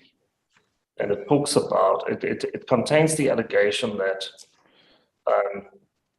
Barloworld reiterated the importance of including transformation, and after considering all inputs, decided to use a criteria that included everyone's inputs through a selection matrix. It doesn't go further to talk about to what extent that was consulted on. We know I must say, I had inferred that something of the complexity that we see at 102 was something which was devised afterwards, taking into account everybody's views in the way the opponent puts it. Yes, that may well be the case, Justice Rogers. It's not entirely clear. And this, so of course, raises... Sorry, so quite apart from whether one says transformation as a matter of principle can or can't feature, the way in which it features, how many points, whether it's 0 to 5 or 0 to some other number, and whether it's weighted at 30% or 20% or 45%, all of these are matters which are going to be crucial in determining the practical effect of the criteria. Would you accept that in principle, that the number of points allocated in each of these three blocks at the bottom, and also their weighting in terms of percentage, are matters in principle which should be the subject of consultation? Yes, Justice Rogers. No. And what do you say is the state of, I must say, I wouldn't have read in the evidence that I've seen on either side from Solidarity or your client, that there was anything approaching this sort of input. So, and if that's correct, do you not consider that a fair process required, that if this is what Barloworld intended to use, there should have been another consultation process where this proposal was put forward so that the points and the weighting could be discussed? With respect, no, Justice Rogers. And the reason for that submission, if I may elaborate, is this. What is required, a consultation really requires an exchange of views, followed by implementation by the employer of its views. There needs to be no agreement on anything. But do its views not need to be known to Labour? And by its views, I now mean the views in the matrix. Yes. There could have been better consultation on the matrix and how the scores work. That is an issue which Solidarity is free to challenge in the substantive merits on the trial based on, they can raise the following topics. The way in which, the use of race at all renders it automatically unfair. Sorry, I don't want to interrupt you. I accept, I'm inclined to think you're right, that the use of the criterion and its relative weight may be matters that can be attacked substantively. I'm only concerned with the question whether this matrix and the proposed weighting and scores was actually ever presented to Labour for discussion. It's not apparent from the record before the court whether it was, and if one looks at the timeline, Justice Rogers, by the 7th and 11th of August, the facilitator had thrown in the towel because of the behavior of one of the unions. The 60-day consultation period required by law had expired and had been extended once. So one was at the very tail end of the process. The employer was dealing with 4 or 5 different trade unions at the time. And if this was a matter which didn't invoke Section 189A, it may well be the case that a court on trial, having heard all the evidence, would have found that the dismissals were procedurally unfair. But that inquiry is not available when 189A is of application. Well, that depends on the validity of the distinction which the Labour Court drew in this case. I personally battle with, it seems to me ultimately, if you say a dismissal is procedurally unfair, it is because the process was not compliant with a fair process. So at this stage, Solidarity came to court and said, well, there hasn't been proper consultation on this. And the remedy was to send the parties back and to ensure that nobody was dismissed while that process was completed. Why wasn't that properly before the Labour Court? So, Justice Rogers, what is not properly before Labour Court at 189A is whether, in hindsight, a fair consultation process was followed. That's expressly excluded by the legislature for reasons I've already given. Justice Moshwana doesn't cover any new legal ground. He doesn't break new ground in his judgment. He applies the tried and tested principles that have been set out by the Labour Appeal Court numerous times, Coca-Cola versus Banks, SAA, and by this court in the second Steenkamp judgment. But there has to be meaning given to the prohibition on the Labour Court or the removal of the Labour Court's jurisdiction to assess procedural fairness. But won't a complaint under subsection 13 always be backward looking? Because for as long as things are going swimmingly and fairly, nobody complains. They come to court when they say something has already happened which is unfair, and they try to have that remedied. And the Act envisages, subsection 13 envisages, that by that stage somebody may already have been terminated and they must be reinstated. So it's not a matter of adjudicating an unfair dismissal. It is looking back at what has happened and said, it doesn't comply with a fair process. And until you have complied with a fair process, you must reinstate. Or if you can't reinstate, perhaps you must compensate. But I don't understand this. Reinstatement under subsection 13 is not an unfair dismissal case. It's simply doing what the section tells you to do. So, Justice Rogers, the principal distinction between whether an inadequate consultation on a key issue can be properly brought before the Labour Court after the fact for an ex post facto armchair analysis is that's not what the Act envisages, and it's not what the law is. What the law envisages and the Act envisages is the court intervening in a limited way, the court having a loose oversight role over mass retrenchment consultations and only intervening when the train is about to derail, the whole train, or has just derailed. So that 30-day period is at the very, very outside limit. The court is trying to correct irregularities, not simply mistakes or falling short, irregularities in the whole process that involves numbers of people. But I suppose this case could be presented as trying to undo irregularities. It's within. I don't understand this sort of idea of being on the outer limit. It's within the period that the Act allows. But Justice Rogers, with reference again to the authorities on this section, which I accept at face value might appear contradictory. It is a very limited partial clawback of jurisdiction. So, for example,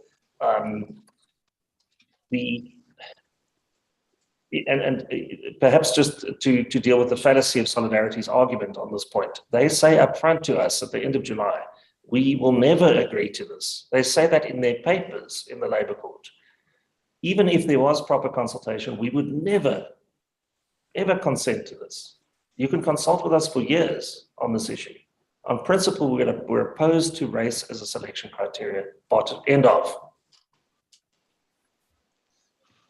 But and remembering also Solidarity represents a minority of the affected employees here in this case. None of the other trade unions complained about this issue at all. NUMSA, who brought a similar urgent application, complained about different problems and never pursued an appeal. So one has to look at this in the context, Justice Rogers, also of the collective bargaining environment, where unions are involved in the facilitation process, representing their members. They have the right to strike. A facilitator who's an expert CCMA appointed person dealing with access to information, making sure that the topics are consulted on, and the legislature setting a minimum period of 60 days for consultation. There's a strong element of collective bargaining here. Trade unions never agree to everything having been consulted on fairly. They will always ask for signed copies of audited financial statements because that's in their members' interests, drag the matter out as long as possible. And what the legislature in its wisdom did is to say, look, you can't complain about every procedural problem after the fact. In exchange, what we'll give you is a process that has a babysitter, a facilitator. At the edge of that process, in limited circumstances, a Labour Court judge can intervene in very limited circumstances. But after that, you can only complain about substance.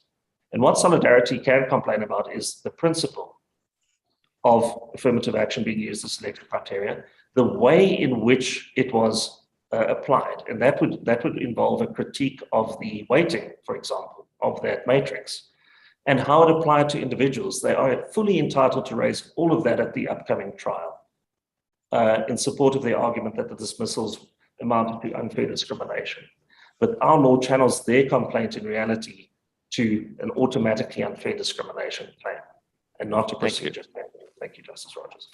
Mr. Fourie, I have a question, but before I ask it, there's a preliminary aspect.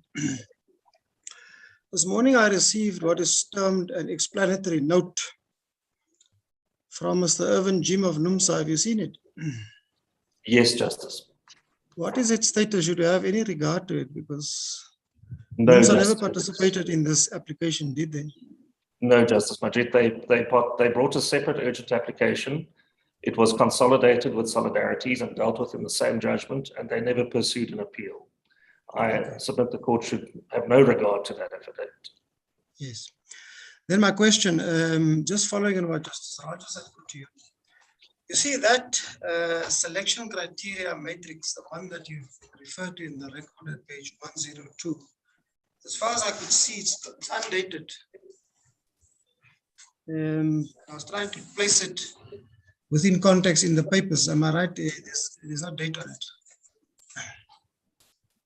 That's correct, Justice Majid. It's attached to the applicant's founding affidavit. Yes, and that's where I want to go next. It's mentioned in the founding affidavit, in Ms. Rass's affidavit at page 26 of the record, paragraph 33, the very last sentence, a copy of the selection criteria matrix is attached here to and marked as Annexure FA 30. Now, the context of this is that she explains Solidarity's case to say that the criteria that was on the table were LIFO and the others, but not transformation. That's their case. I'm just reading it for as it is presented. And then she says at paragraph 35, after referring to FA 13, I'll get back to paragraph 34 now. But in paragraph 35, she says that transformation was never previously consulted on, and it was unilaterally imposed. That's the case. And in paragraph 34, just going back, she says, in all the questions and answers that were raised from the applicant's members and others, and reply to in the column at FA 14. She mentions paragraphs 5, 6, 52, 63, 66, 68, 76, 77, and 138. Transformation was never raised in any of these, and therefore they were taken by surprise when it was introduced belatedly, as they say, in the 7th of August. What is your comment on that exposition? Do you agree with the Justice Majid, narration? As my little friend pointed out, selection criteria would normally feature towards the end of the consultation process in any event, in the normal course. So Solidarity replied to the initial Section 189 letter, which mentions the employment equity plan, to make it very clear that in their view, transformation or the Labour Relations Act prohibited dismissals based on race.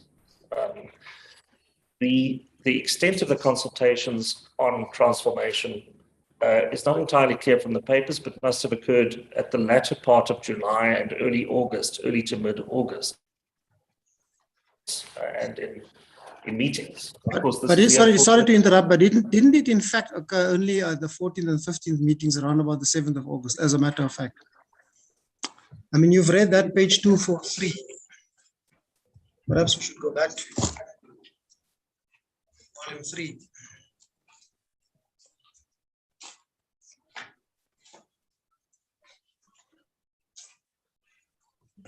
We dealt with it with Mr. Becker also, the consultation meetings of 7 and 11 August. And I read to him, BWE reiterated the importance of including transformation, and after considering of all inputs, decided to use a criteria that included everybody's inputs through a selection matrix, and that's the document which we just discussed. It seems to me on the face of it that this was brought up only at the earliest on 7th of August 2020, because I looked at the previous meetings. I mean, the previous, 13 meetings, and it doesn't appear to have been raised there at all. Justice Majid, what does seem to have been raised prior to the 7th and 11th of August was Barloworld's written proposal, which one finds reference to at page 243, paragraph 58. And then if one looks at page 302,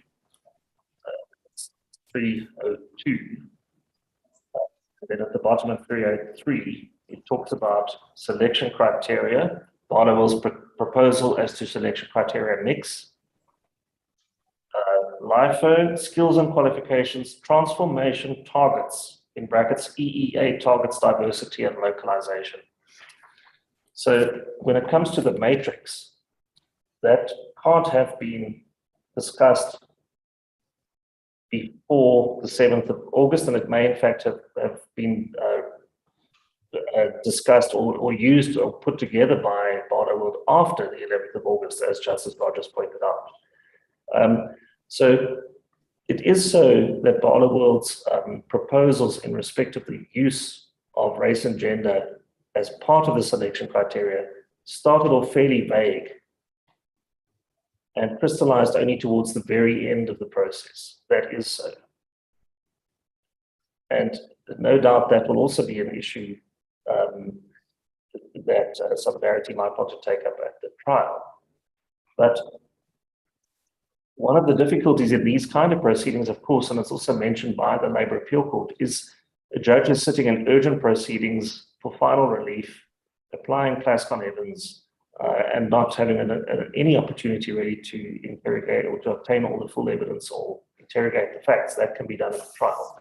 But I can't get away from the fact that the manner in which selection criteria were to be applied arose at the tail end of the process, of the consultation process. That is what it is. The submission is that the law doesn't allow. I'm sorry, I've lost connection for a while there. Justice Majid, the Barloworld's proposals ahead of this meeting of the 7th of August refer into principles and not to the matrix. That you will find at page 303.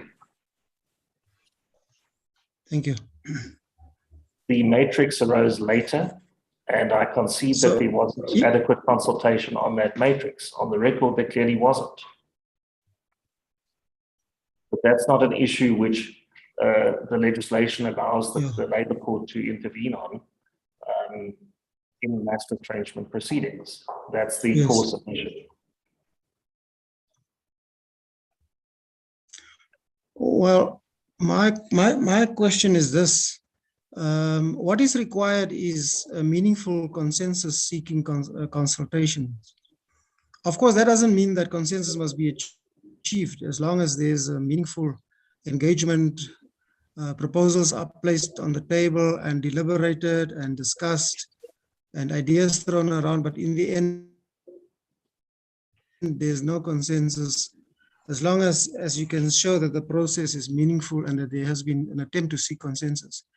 But where you introduce an aspect like transformation, if that's now assuming solidarity is correct, but if, assuming for the moment they're correct, but if you introduce it at the very end of the process, can it be said that you've sought to meaningfully seek consensus on the criteria?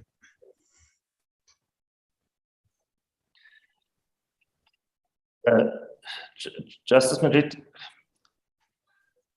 superficially, no, but one has to look at the context here. One is dealing with a mass retrenchment process involving potentially 700 odd people represented by 5 trade unions, all of which have their own concerns, their own objections, their own requests for information. And what the legislature does is it places all of this into the facilitator's realm.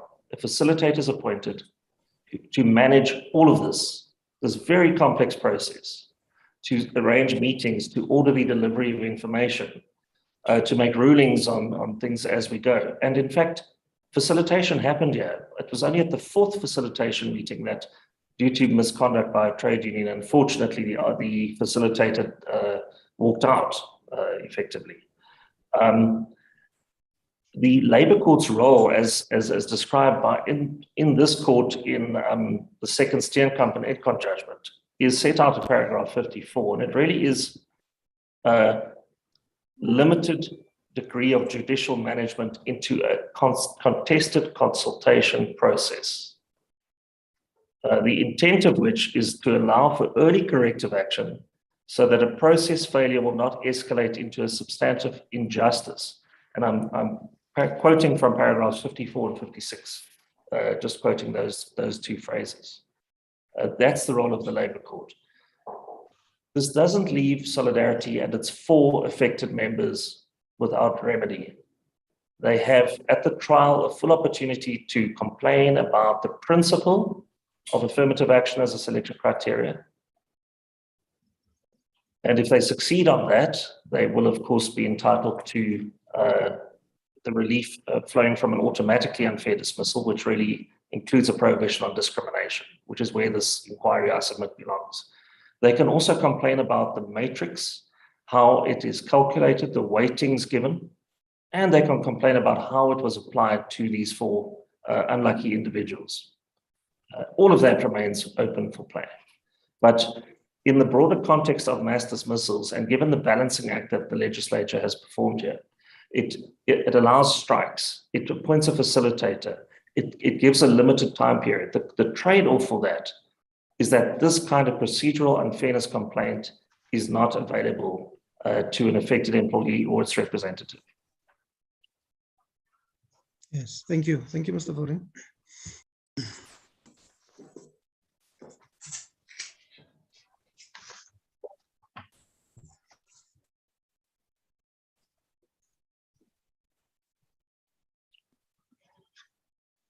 Justice Madlanga, if there aren't any further questions, may I address the court on appropriate relief?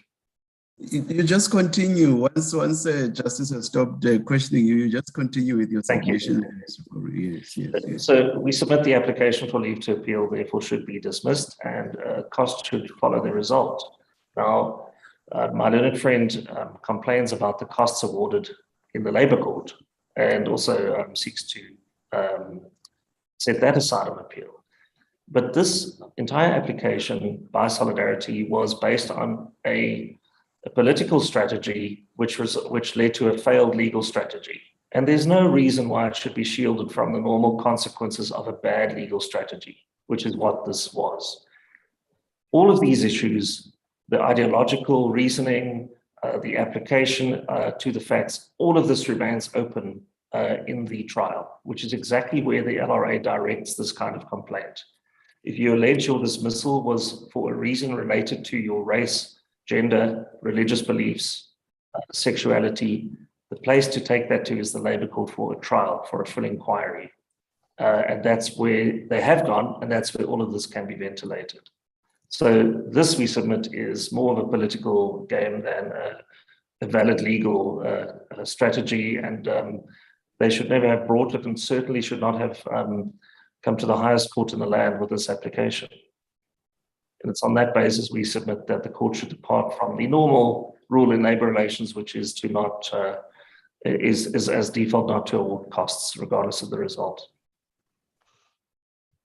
May it please the court, those are the submissions on behalf of the first respondent. Thank you very much, Mr. Fourie. Mr. Becker. May it please, Justices of the Constitutional Court, I will attempt to be brief. I understand I only have 10 minutes, Justices. Firstly, on the issue of the allegation of a political matter being dragged to the highest court of this republic, it suits Barloworld to cloth the current matter with a political flavor, which it should not be clothed with. A cursory perusal of this Honourable Court's media summary sets out the issues in appeal. A mere one aspect of the issues on appeal pertain to the issue of transformation, and then to the limited extent to drag the issue of transformation and the red herring that normally accompanies that and tell the justices of the highest court of this country, this is all that this is about, I cannot agree with. I totally disagree with that. I've made my submissions on that point. I've made solidarity submissions on that point. The full labour fraternity, employers and employees, are in need of clarity. And it's not only about the issue of gender and race. It goes far wider than that. And I can't take that any further. Yes, we know that Solidarity historically evolved from the Mine Workers Union, but we also know that it's an open organization who acts on behalf of all of their members, and this court cannot disagree with me on that score. So let's leave the politics out of this and let's look at labor law in general and fair practices. Let's turn to the issue of the matrix, Justices of the Constitutional Court. There are examples of the matrix. I can refer to page 355. My opponent gallantly conceded that there could have been better consultation. It actually relates to no consultation on this issue. This is not a matter that's purely deserving for the substantive fairness challenge in the Labour Court. And I'll return to that challenge in a second. This annexure is 3 August 2020. It starts on page 351, annexure RA1 to the opposing affiliate. And on page 355, the third last block. Solidarity speaks to selection criteria and severance pay. What do they say? These matters are noted, and the Barloworld. These matters are noted, and the company is happy to engage further on same in the CCT facilitated session plan till 3 August. We know that didn't happen. There was issue facilitation. This clearly shows there was no engagement, consultation up to that stage. This follows then on page 356, annexure RA2, where Solidarity responds to that letter by copying everyone involved in the process on 6 August. And we then turn to page 357 under point number 5. Pardon me, 6, Justices. Engagement on selection criteria. Solidarity has made a full proposal on our letter of 30 July 2020, and that is our position to engage from. To engage from, Justices. Not, we have consulted extensively and we reiterate our position as per previous consultations. No. That's our position to engage from. Life and skills rotation. So it is clear. At that point in time, there was no consultation, not even a proper engagement. And then I would lastly want to refer to page 342, which deals in answer to the answering affidavit, page 342, that's the replying affidavit of Ms. Russ. And on paragraph 62, the following is stated: telling the Barloworld first respondent fails to annex to the answering affidavit its records that would reflect that the selection matrix that was applied did not result in disproportionate impact on white employees and or white males as alleged. That is quoted then from the answering affidavit. Applicant acts herein on behalf of all of its members, including members of all races and all genders. And I can't do no better than that.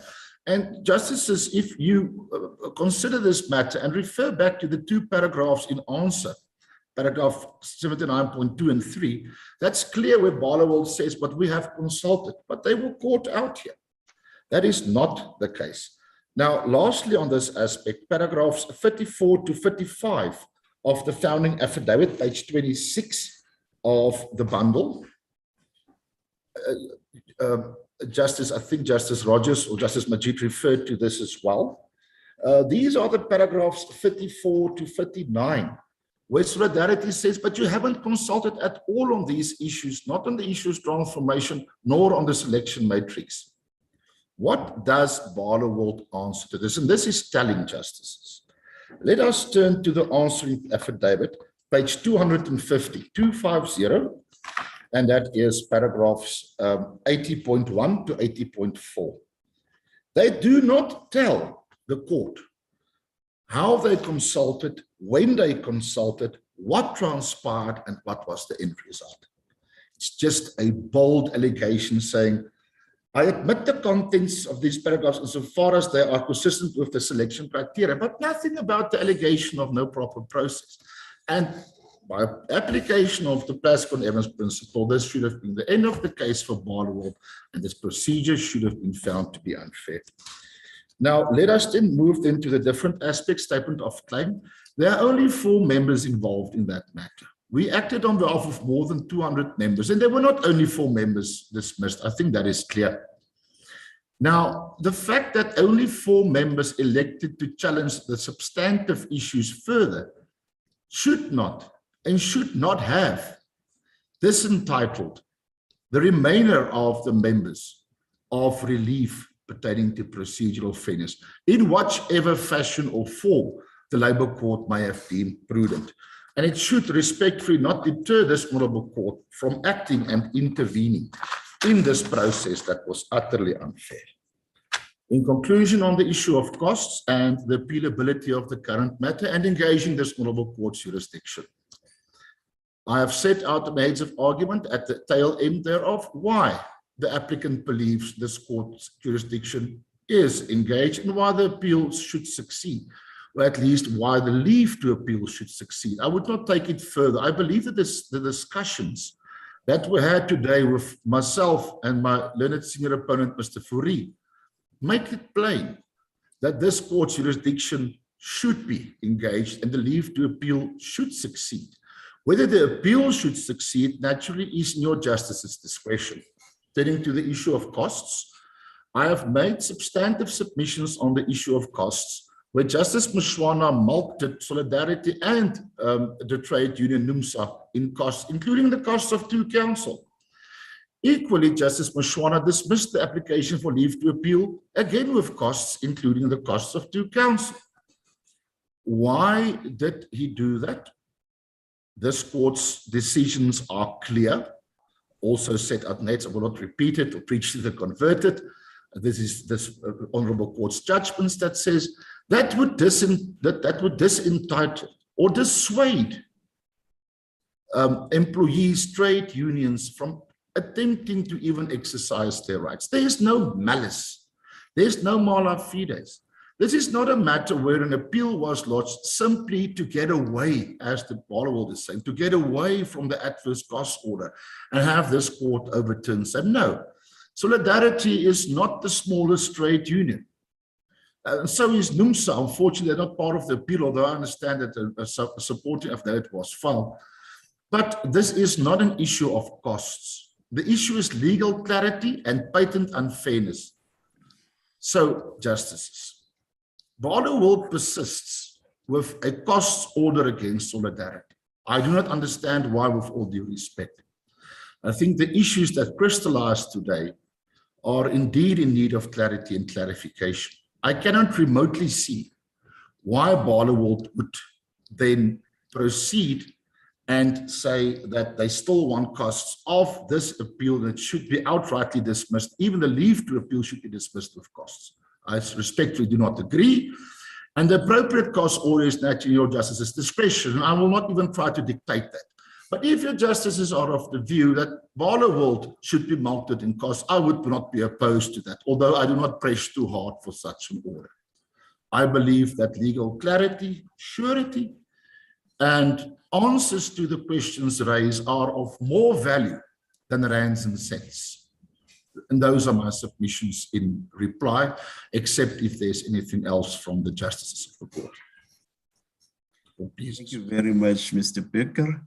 And thank you to both counsel. Judgment is reserved and the court will adjourn.